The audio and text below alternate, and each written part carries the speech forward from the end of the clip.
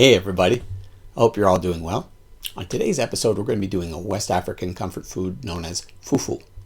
Essentially, it's a mash to which a starch has been added and then it's manipulated until it forms a dough-like food.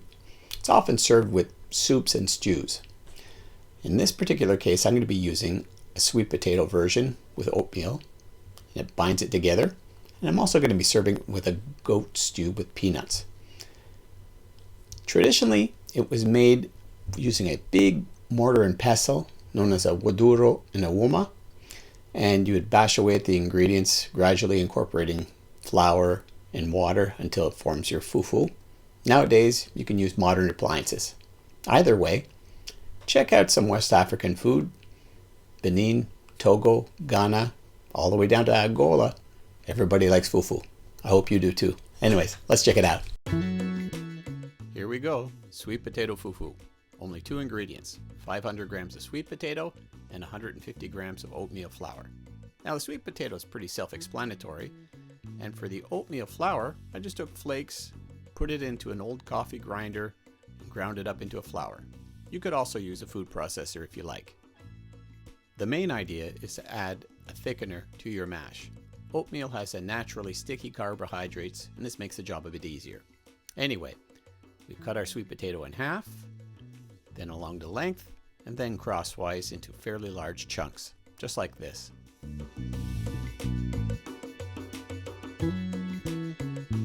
Once it's all chopped, we put it into a blender, then we add 200 ml of water just to help loosen everything up, and then we put the pureed vegetables into a pan.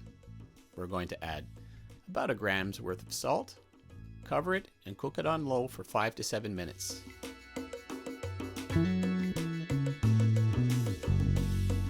After the 5 to 7 minutes have elapsed, remove the cover, and you'll see that it's cooked through, but it's still a bit runny. So now, we're going to gradually incorporate our oatmeal flour into the mix. Take a little portion, put it in there, stir it, and incorporate. And then you continue this process.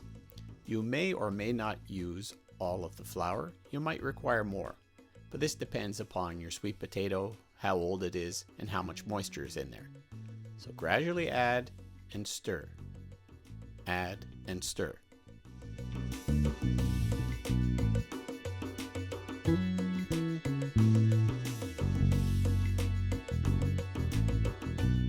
Now once you feel a tug or resistance against your spoon and it starts to come away from the sides, your fufu is done.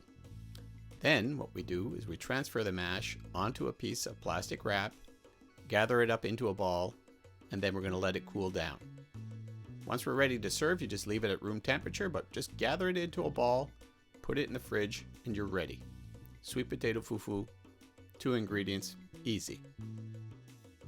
Now for the goat and peanut stew. Here's the list of ingredients, and it'll be mentioned below.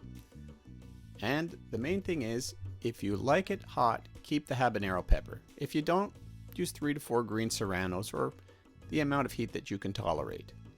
Anyway, the step is this. Add your garlic, your ginger, as well as some chopped onion, and your hot pepper, in this case a habanero, and a tomato that's been peeled, and you put it all into a blender, and this makes a chili paste. Next, we're going to brown off our goat meat. We heat a pan on medium heat with a bit of oil in there, and we place our pound of goat meat right into the pan until it sizzles.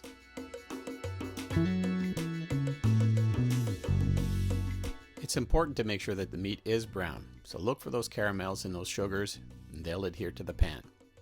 Once it's browned, we're going to transfer all the meat into a pot.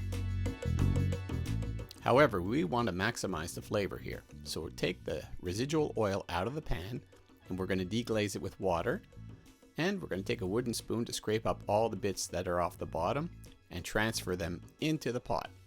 Keep all that juice in there, and we're going to also add 2 cups worth of water, just enough to barely cover our stew meat.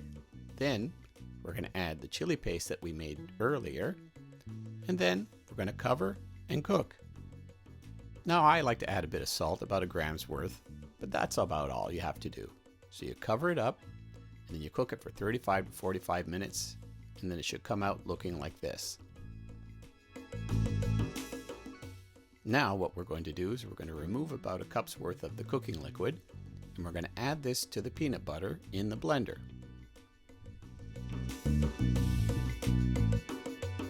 Doing this helps loosen up the peanut butter, and it makes it pourable in consistency. Once that's done, we incorporate the peanut paste back into the pot, and we're going to cover it and simmer it for another 30 to 45 minutes.